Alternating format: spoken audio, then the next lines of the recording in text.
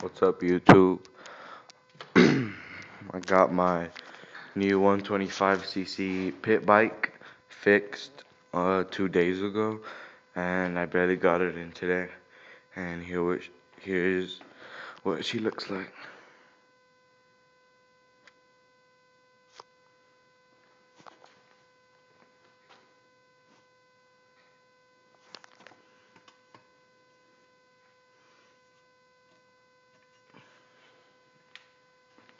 I got custom tires and custom rims for it.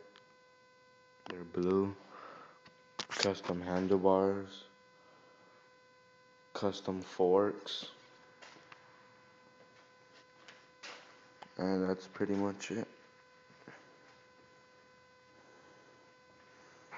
And I'll be making a video of me riding it when I get back from school.